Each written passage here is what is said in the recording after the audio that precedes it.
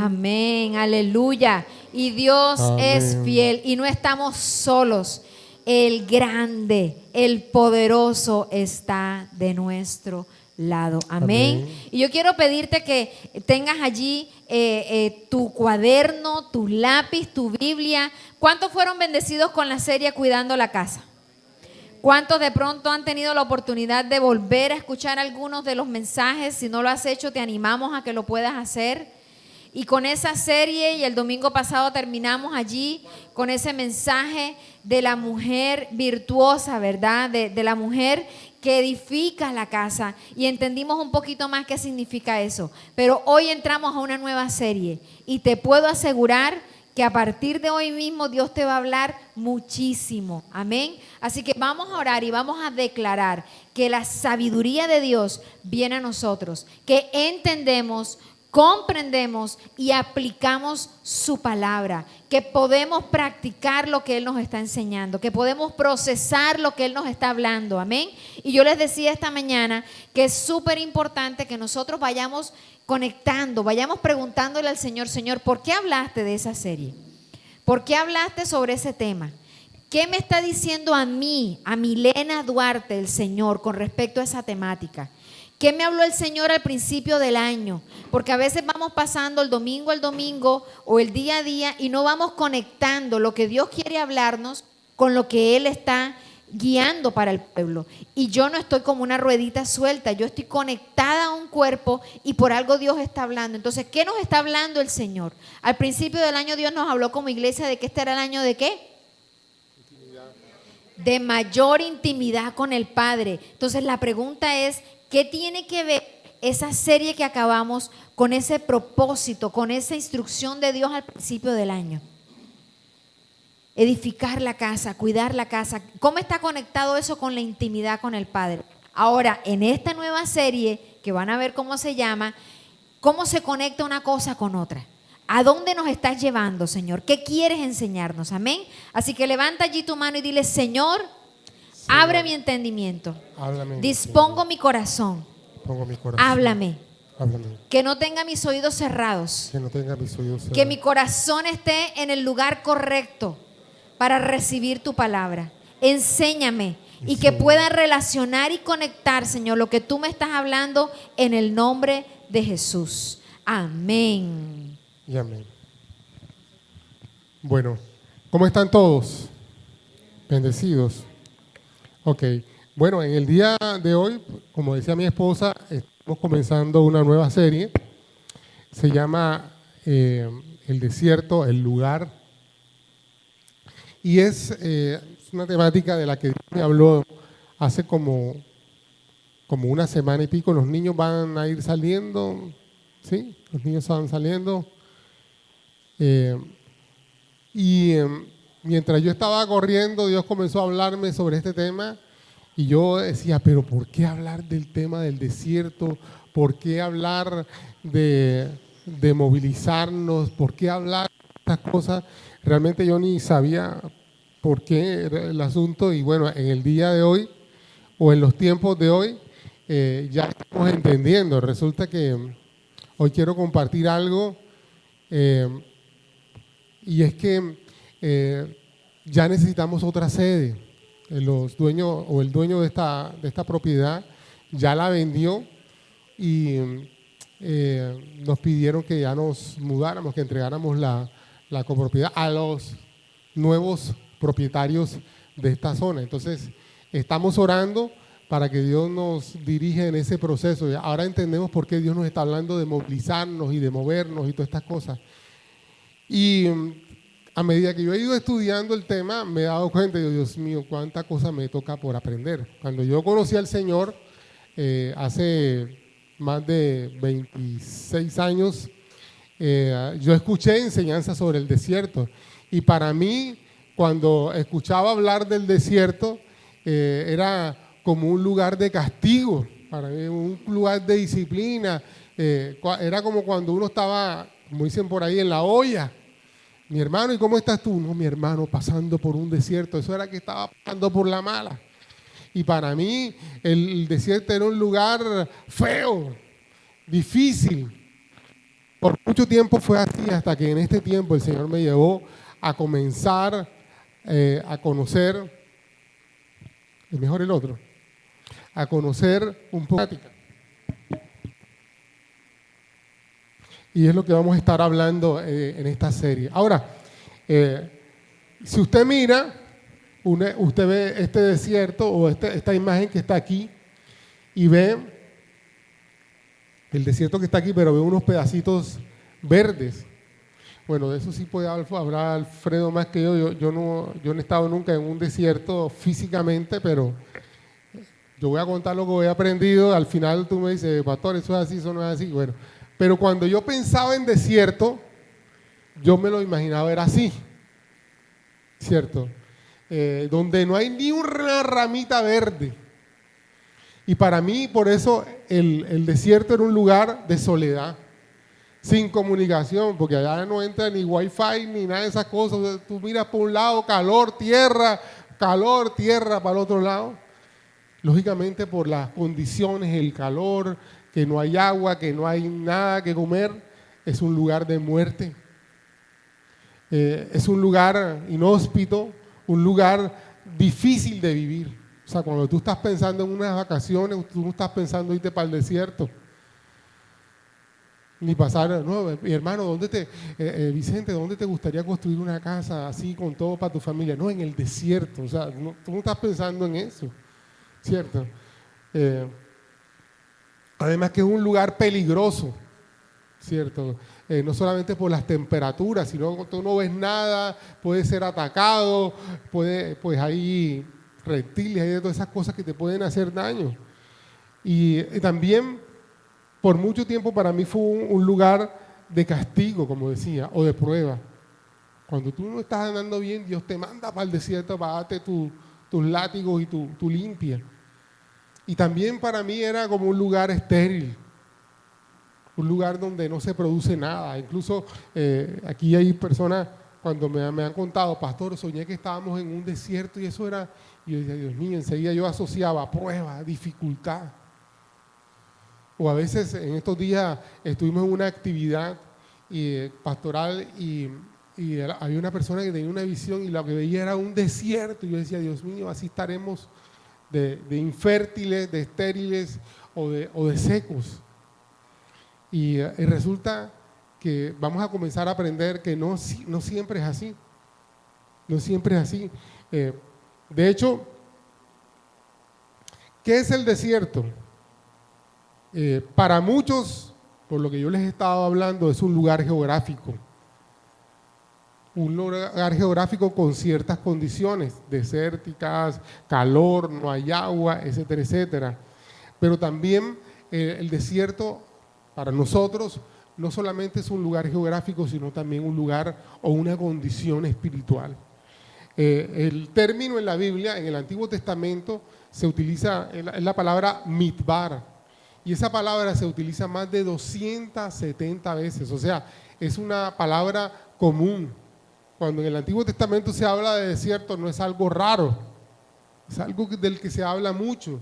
¿Y por qué? Bueno, entre muchas razones, porque el pueblo de Israel por mucho tiempo fue un tiempo nómada. Por otras razones, porque el lugar donde ellos, donde se desarrollan muchas de las historias bíblicas, tienen que ver con zonas, en esa zona, geográficamente, donde hay mucho desierto, hay condiciones difíciles para vivir, pero más sin embargo ellos viven y se ubicaron en esa zona. Ahora, como yo les decía, la palabra que se utiliza en el Antiguo Testamento y se traduce como desierto es la palabra midbar, pero realmente midbar no significa desierto. Realmente la palabra midbar significa conducir, apacentar. Es una palabra que se utiliza para el ganado. Y sí, se utilizaba para apacentar el ganado en esas zonas difíciles. Porque uno cree que el ganado en esa zona se maneja por zonas verdes o campos verdes. Y resulta que no, lo guían por todos esos caminos.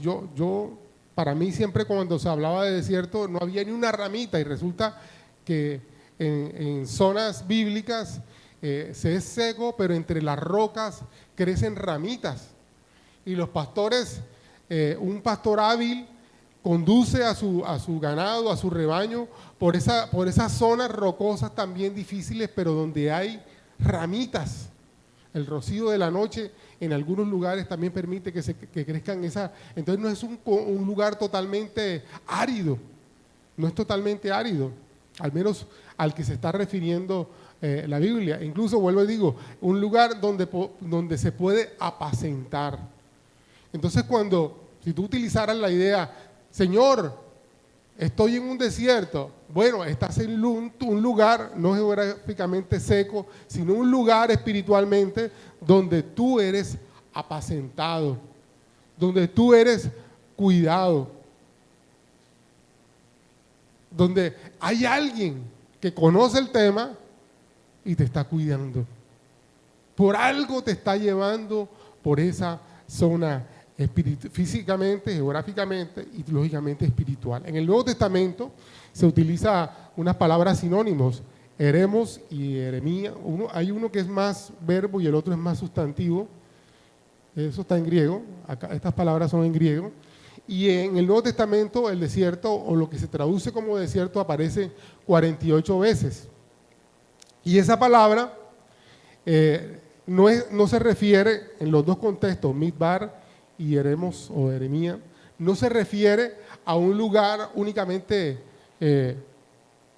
seco como este, sino que la palabra midbar y eremos se refiere a un lugar tanto caliente como también frío. Así como cuando yo estaba leyendo sobre eso, es como los lugares estos que yo he visto en películas que fueron por los que atravesó Bolívar para la batalla de Boyacá, que ahí se murió mucha gente, que no son completamente nieve, sino que son lugares fríos. Creo que tengo entendido que ahí es donde se da mucho el frailejón. Exacto, zonas frías, incluso son zonas donde no hay vegetación, porque por tanto el frío, y la única vegetación que se da son los frailejones. Pero en ese lugar es donde nacen los ríos. Por ejemplo, el río de la Magdalena y otros ríos salen en esas zonas tan frías, ¿cierto? También eso nos habla, ¿cierto? En medio de esos lugares tan secos fluye el río que da vida a todo lo que está abajo. Hay un sentido, una connotación espiritual bien interesante. Pero bueno, si tú pensaras en que estás en un desierto, puede ser en un lugar caliente o en un lugar demasiado frío. Y en los dos lugares, si te vas a los extremos, te puedes morir. Uno por deshidratación y el otro por una pulmonía, por una cosa de esas, ¿cómo es que se llama cuando? Por hipotermia, ¿cierto? Te puedes morir porque son condiciones difíciles. Pero también así nos habla de nuestra vida espiritual, ¿me entiendes? Que también puede ser que esté muy seca o también muy fría. ¿Entiendes? Hay gente que se enfrió, que viene a la iglesia o escucha los mensajes y entra por aquí y sale por aquí. Nada se produce en su corazón, está frío.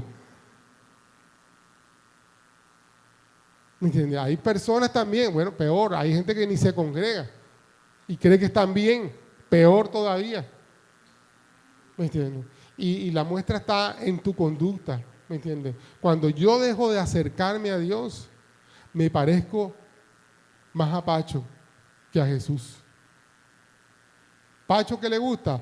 El trago, la parranda, la rebeldía, etcétera, etcétera. A Pacho le gusta eso. Pero cuando yo me acerco a Jesús, cuando yo camino, usted sabe, Él es el camino, la verdad y la vida. Cuando yo estoy caminando, entonces me parezco más a Jesús. Entonces soy perdonador.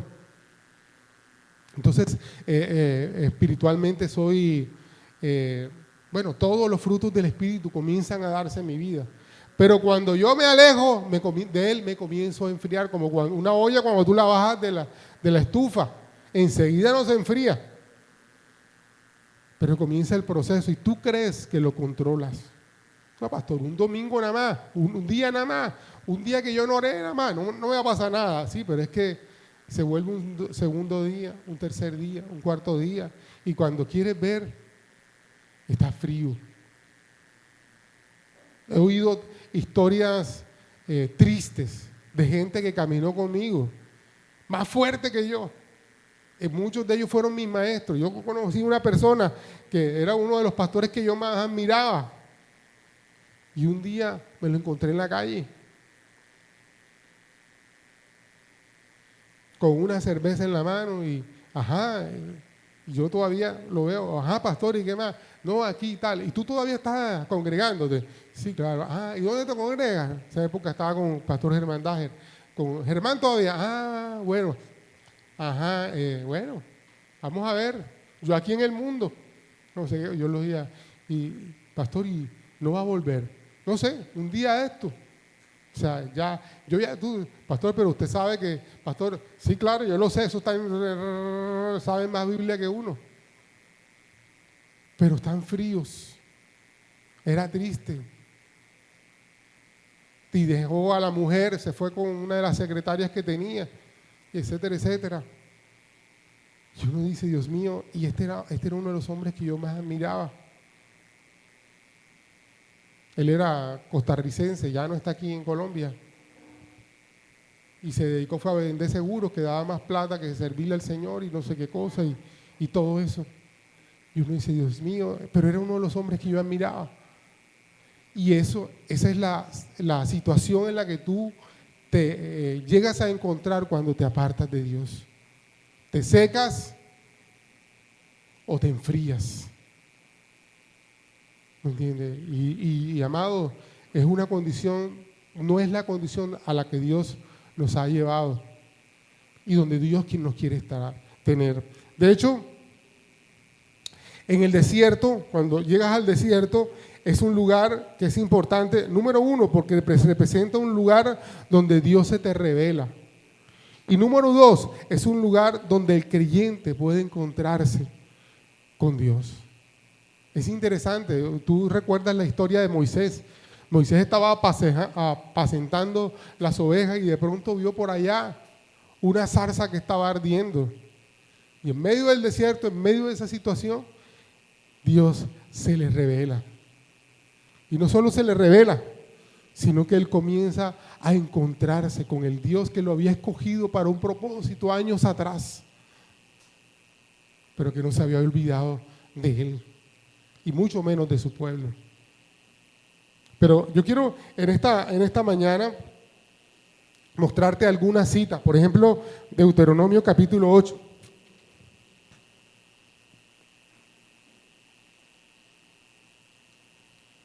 Porque ahí la pregunta, ¿por qué llegamos precisamente al desierto? Voy a buscar, ya encontré aquí, Deuteronomio capítulo 8. Pero quiero decirte, nosotros fuimos creados no para vivir en el desierto. Nosotros fuimos creados para vivir en el jardín del Edén, donde nada nos faltaba, donde teníamos todo a la mano, donde teníamos una comunión íntima con Dios. Ese era el lugar donde Dios nos destinó. Pero ¿qué pasó? El hombre pecó y por eso Dios, ¿qué tuvo que hacer? Sacarlo del jardín del Edén. El hombre fue expulsado del jardín del Edén, como dice una canción que nosotros hemos cantado. Mi orgullo me sacó del jardín. Mi orgullo, mis decisiones, mis actitudes que me alejan de Dios, me sacaron de ese lugar de plenitud donde yo fui creado para vivir. Y en ese lugar donde ahora vivo, es un lugar donde donde Dios me ha llevado para procesarme. Mira lo que dice aquí en Deuteronomio capítulo 8, versículo 2, dice: y te acordarás de todo el camino por donde te ha traído Jehová tu Dios estos 40 años en el desierto, para afligirte, para probarte, para saber lo que había en tu corazón y si habías de guardar o no sus mandamientos. Entonces dice ahí palabras más, palabras menos, que Jehová Dios los trajo al desierto. O sea, no fue el diablo. Cuando tú llegas al desierto, al menos las porciones que yo conozco y que te voy a mostrar, no fue el diablo el que te llevó al desierto. Diferente que se encontraron con él allá. Pero Dios mismo lo llevó al desierto. Y en este caso lo llevó al desierto, ¿por qué? Porque antes estaban siendo esclavos en Egipto. Y había un clamor del pueblo de Dios: Señor, envíanos un Salvador. Y el Señor levantó a Moisés, después de tantos años de aflicción, para sacarlos. Dios los sacó. Y ellos cruzaron las aguas, ¿y con qué se encontraron? Con el desierto. O sea, no es un lugar, vuelvo y digo, donde el diablo te llevó. O no es que has llegado ahí porque Dios no te ama. Entonces, Dios, como no me ama, me trajo aquí, me tiene en un desierto y no sé qué, y pasando cable y pasando dificultades. No. Mira lo que dice ahí. Dios te trajo a ese lugar y te acompañó durante esos 40 años para afligirte. Pero esa palabra aflicción, cuando tú la ves así, suena como tortura. Pero realmente la palabra aflicción en el original quiere decir enseñarte. O sea, Dios llevó a su pueblo a ese lugar para purificarlo, para enseñarle lo que era correcto. De hecho, en esos 40 años, incluso muchos también murieron, pero era necesario cambiar la mentalidad del pueblo de Dios, que por muchos años había vivido en esclavitud. De hecho, uno dice: ¿para qué Dios me sacó del mundo? Precisamente, primero la obra de Dios es sacarte el poco de cucarachas que tú traes en la cabeza. El poco de ideas que tú tienes erróneas, que ¿de dónde las sacaste? Del mundo. Y quieres vivir en función de ella y como el mundo lo dice. Entonces Dios sabía eso y por eso en ese proceso comenzó a darle normas en el desierto y trabajando con ellos y enseñándoles, sacando toda esa cultura del mundo. Es interesante, yo voy a hacer un paréntesis aquí. Mi esposa, cuando estábamos orando por el tema de por qué Dios nos estaba dando esto de Don Keto, de la empresa esta que tenemos, y si usted mira el versículo que mi esposa está utilizando, dice: y yo te devolveré la salud. O sea, en Egipto, y ese yo te devolveré la salud es algo que Dios habla y promete al pueblo que Dios sacó de Egipto. ¿Eso qué quiere decir? Mientras ellos estuvieron en Egipto, dañaron su salud. Y es interesante porque fíjate, por ahí ellos mismos dicen, aunque dicen que era mentira también, que cuando estábamos en Egipto comíamos y hasta se nos salía la comida por la nariz y nos sobraba todo. Y nos hartábamos cuando estábamos en el mundo. Ese era el pueblo de Israel.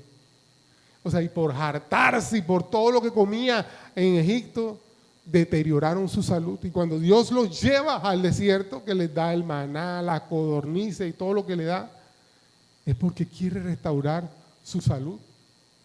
Es una cosa que, bueno, eso lo entendimos fue ahora, mi esposa y yo. Y eso pasa con nosotros. La cultura del mundo ha deteriorado y dañado nuestro organismo con el tema del azúcar, con el tema de las harinas procesadas, con el tema de todo lo que el mundo nos ha vendido como bueno y sabroso. Y eso ha destruido nuestro cuerpo. Y parte de las enseñanzas del Señor es: yo restituiré tu salud. Es una promesa de Dios. Y en el caso de nosotros, ¿cómo Dios nos la ha restaurado? Enseñándonos qué comer, enseñándonos que hay cosas que tenemos que hacerlas a un lado. ¿Me entiendes? Yo te digo, con el tema, no voy a satanizarlo ni nada de esas cosas, pero en mi caso, el tema de la harina de trigo, me produce unas incomodidades en el colon que yo nunca había tenido. Y es como el que hay gente que en el tema de las dietas te dice que en todas las dietas hay un día que tú tienes como que te tiras una canita al aire, como de vacaciones, ¿cierto? Pero para mí una canita al aire de comerme un dedito como eso, como dicen por ahí, esos deditos corronchos así de 2.000 pesos largos, que cuando yo los veo todavía, un buñuelo, ¿me entiendes? Echarme una canita al aire de esa, significa 2 días con la barriga así, el dolor. Es como el que se toma sus tragos y amanece en Guayabao. Para mí es la misma cosa. Entonces, ¿cuál es mi decisión? Mejor no. Ya yo sé que eso me hace daño. Y yo lo evito. Ya no es que porque esto, pastor, está todavía en dieta. No, es que ya no es por dieta, es por salud. A mí me hace daño en este momento. O sea, si a otra persona no, bueno, yo respeto eso, sí. Pero a mí me hace daño. Y yo entendí que mi salud se deterioró con mis excesos. En mis excesos. Cuando yo estaba joven, porque uno joven, yo viví en una época viví en Barranquilla. Y donde yo vivía, me daban el almuerzo, una pensión. Pero los que han vivido en pensión, usted sabe, el almuerzo de la pensión, eso es reducido. Y yo quedaba con un hambre y me iba a poner unos amigos y ellos siempre me guardaban el almuerzo. Entonces yo almorzaba 2 y a veces 3 veces. ¿Me entiendes? Yo me van a gloriar, me metí 3 almuerzos y resulta que yo lo que estaba haciendo era dañando el estómago. Yo llegaba a mi casa, a un cristiano, me quedaba con los jóvenes pastoreando y todas esas cosas. Yo llegaba a mi casa a la 1 y ahí encontraba los frijoles con el arroz. Yo ni calentaba ni nada. Yo tengo un estómago. Yo decía que a mí no me hace daño nada. Era joven y nada me causaba daño. Y ahora se están viendo todos los problemas de los excesos de aquella época. ¿Me entiendes? Pero bueno, el punto es, ese era mi estilo de vida. ¿Me entiendes? Y los israelitas tenían un estilo de vida distorsionado. Y por eso Dios tuvo que llevarlos al desierto para enseñarles a comer, a controlar su alimentación, a controlar tantas cosas, a entender que la provisión de ellos venía del Señor. Yo les estaba compartiendo en el primer servicio y es una realidad. La gente dice, pastor, yo no puedo ir a la iglesia. ¿Por qué? Porque tengo que trabajar, porque tengo que esto, porque el negocio, porque no sé qué cosa. Yo respeto eso porque la verdad, si tú dejas de trabajar, yo no soy el que voy a sacar el billete, no tengo la plata para decirte, mi hermano, no vayas, que ¿cuánto te gana el domingo? ¿Cuánto te gana? 2 millones, no te preocupes, deja a la iglesia que después de la caja menor yo te pago. Yo no voy a hacer eso, ni puedo hacerlo. Entonces yo simplemente tengo que callarme. Pero cuando nosotros decimos eso, estoy diciendo, ¿quién es mi proveedor? Mi trabajo. Y sabe, ese es un concepto que los israelitas tuvieron que sacarse de su cabeza. Su proveedor, ¿quién fue por mucho tiempo? El faraón. Egipto. ¿Y Egipto cómo los tenía? Esclavizados. Y a veces nosotros, no, pastor, yo tengo que trabajar. O sea, la misma mente de esclavos todavía. Y yo te digo, yo no voy a decir con esta expresión, no quiero decir que la pandemia fue enviada por Dios. No. Pero en la pandemia mucha gente se dio cuenta de que pudo dejar de trabajar. Y a pesar de que dejó de trabajar, Dios proveyó. Amado, yo les digo como iglesia, a la iglesia cerrada en pandemia, y fue cuando más recursos llegaron para sembrar en otros. Ahora que no estamos en pandemia, eso es un problema para armar un mercadito en la canasta. Pero cuando estábamos en pandemia, llegaban recursos, mercados para ir. Bueno, muchos de ustedes saben que es así. Llegó la provisión.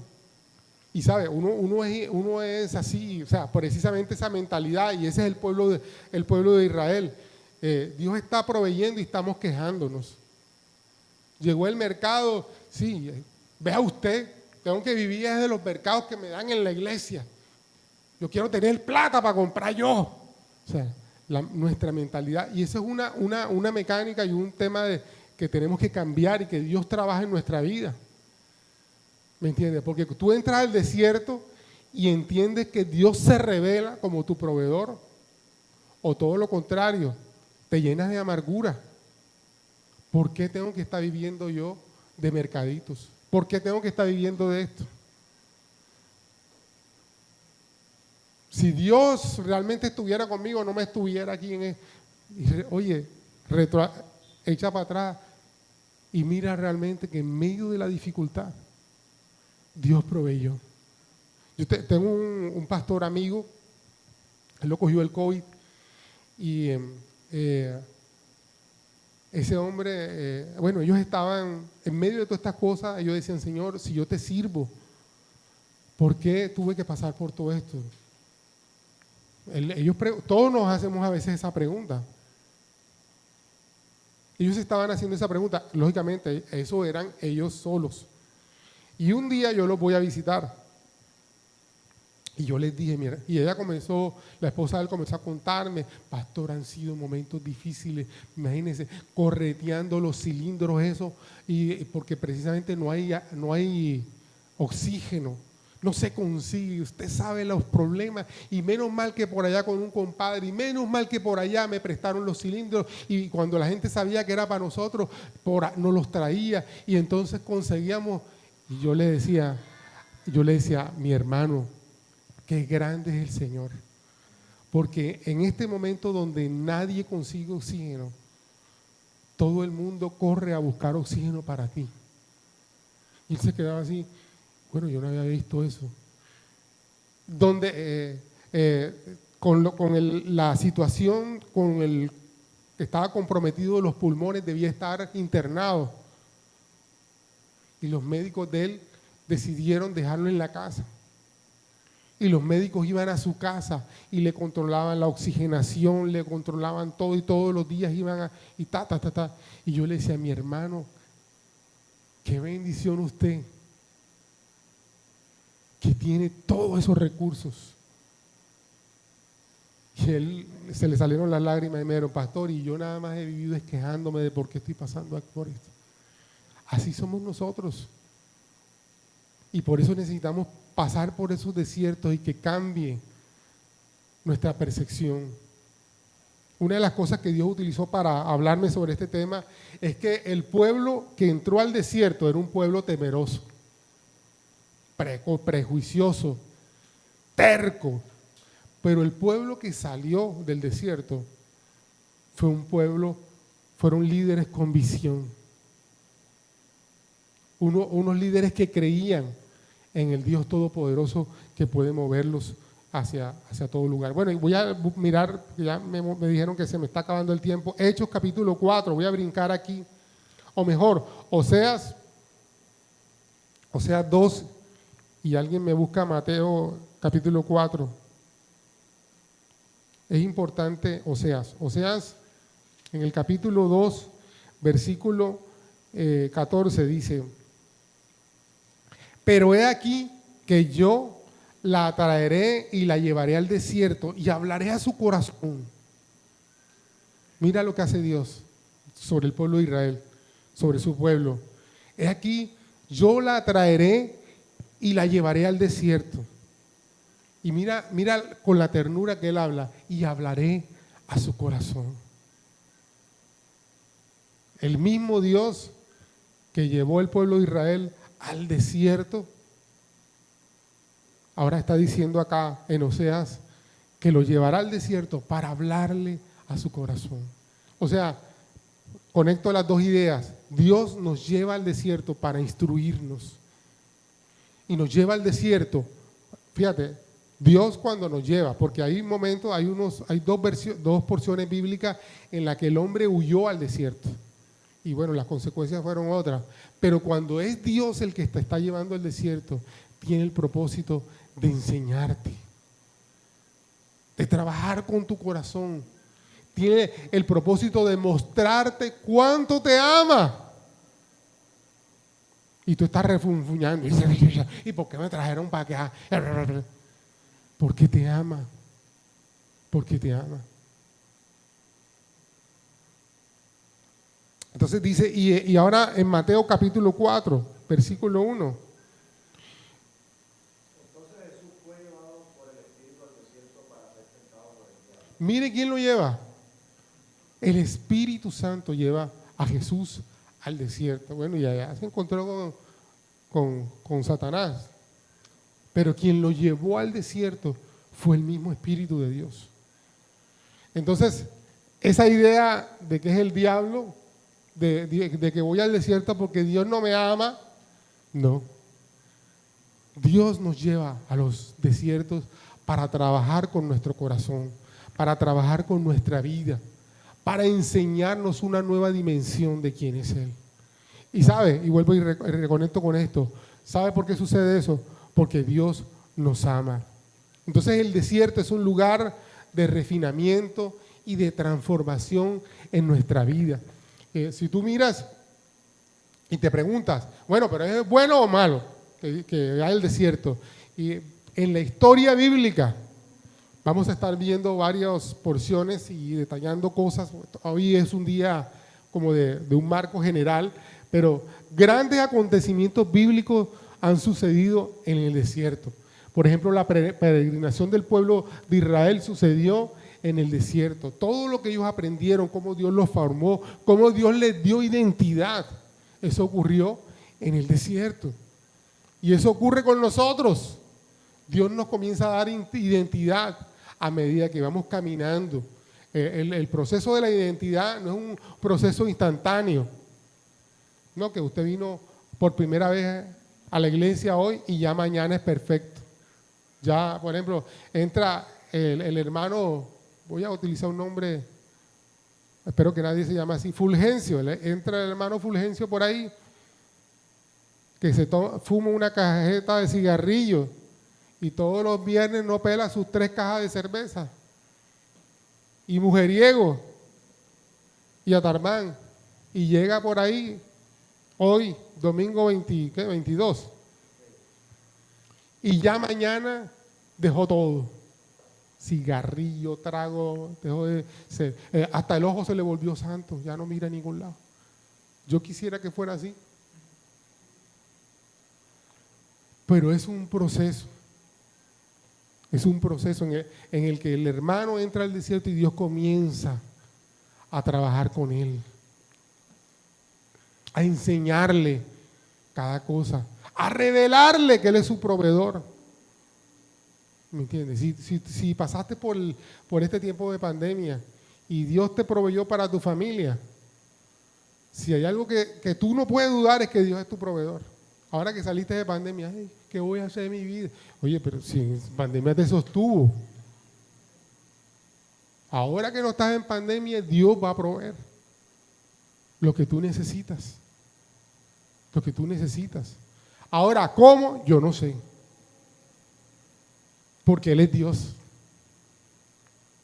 Él lo va a hacer a su manera.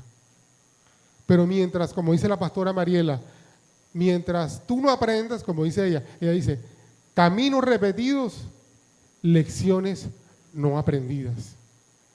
Pero si tú no has aprendido que Él es tu proveedor y sigues con la misma cosa, volverás al mismo hoyo. Y como dijo el cantante Iglesias, el salmista, tropecé de nuevo con la misma piedra. Otra vez. Ay, pero ¿por qué será, mi hermano? Porque es que no has aprendido lo que el Señor ha querido enseñarte en el proceso. En el proceso. Ahora, fíjate lo que dice en Deuteronomio capítulo 8, versículo 2, que yo te leí, para que pudieras conocer lo que había en tu corazón. Porque Dios lo sabe. Pero nosotros somos los que tenemos que darnos cuenta qué es lo que había ahí. Hace años yo entré en un proceso, me disciplinaron en la iglesia y yo dije, sí, bueno, está bien que me pongan en disciplina por este tiempo, yo sé que tengo que trabajar con 2 áreas de mi vida, 1 o 2 áreas de mi vida. Está bien. Amados, en ese proceso salió rebeldía, ira, envidia. Ese proceso, los que me pusieron en disciplina, que eran mis pastores, yo no los podía ver. La pastora se me sentaba al lado y yo quería era como agarrarla por el cuello y yo decía, Dios mío, ¿en qué momento? Tantos años conviviendo con ella, sirviéndole, y ahora yo quiero es ahorcarla. Todo eso estaba allí en mi corazón y Dios me permitió pasar por ahí para que yo me diera cuenta que eso estaba ahí oculto. Los que han tenido la oportunidad, los que son de mi generación, que vieron en los pueblos el agua en tinaja, que en el fondo estaba tú veías el agüita así limpiecita, transparente. A veces se veían hasta los gusarapos, perdón. Veías el agüita así, pero cuando tú la movías, se levantaba lo que estaba en el fondo. Y a veces así está en nuestro corazón. Ay, mira cómo esa mujer lo volvió. Mentira. Esa mujer no lo volvió nada. Eso estaba en su corazón. Esa mujer revolvió todo para que saliera arriba. Pero eso estaba ahí en su corazón. Mira a los compañeros cómo lo volvieron. Mi hijo que era buenecito. Mentira, eso estaba en el corazón de tu hijo, sino que no se había revuelto, no había salido lo que estaba ahí en el fondo. Y precisamente estos procesos se necesitan para que salga todo eso y pueda ser limpio. Ahora, finalmente quiero decirte algo. ¿Qué vas a hacer en ese proceso? ¿Vas a sacar lo malo y sacarlo de tu vida completamente? ¿O vas a moverlo, que se vea y se quede ahí? Mira, me llama la atención esta imagen. Un árabe de esos en el desierto orando. Si fuéramos uno de nosotros, estuviéramos en el desierto quejándonos. Todo lugar, toda situación es propicia para que nos pongamos a orar, para que nos pongamos a adorar al Señor. Y en ese proceso vamos a crecer. Así que yo quiero invitarte a que en esta serie que vamos a estar adelantando, tú conozcas más y mejor al Dios que te creó, al Dios que te escogió, al Dios que tiene un propósito con tu vida y con tu familia.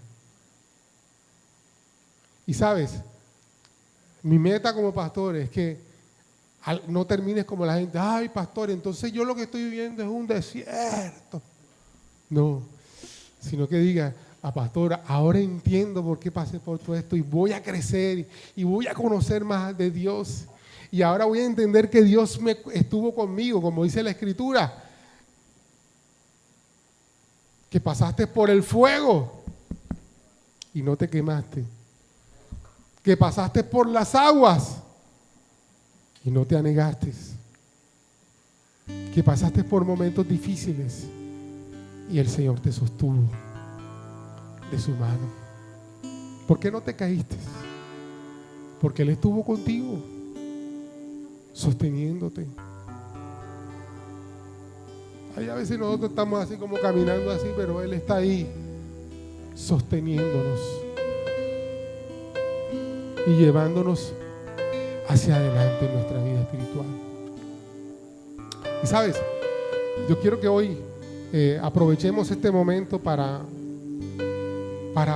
pedirle perdón al Señor por tanta queja. Por tanta queja. Nos quejamos del país, del presidente, de la casa que tenemos, de la comida que tenemos, en el caso de los muchachos, de los colegios, de la universidad.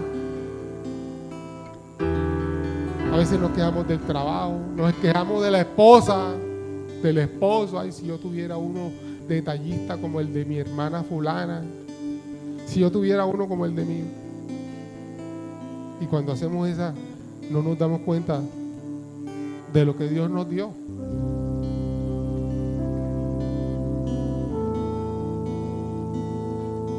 Vamos a pedirle perdón al Señor por toda tanta queja. ¿Por qué yo no me diste un pastor como el pastor Arrazola o el pastor Cash Luna? Vea usted los mismos mensajes. No, al contrario, dile, Señor, gracias porque me repiten lo mismo, pues debe ser porque yo necesito aprender, Señor. Necesito aprender todo eso, Señor. ¿Sabe?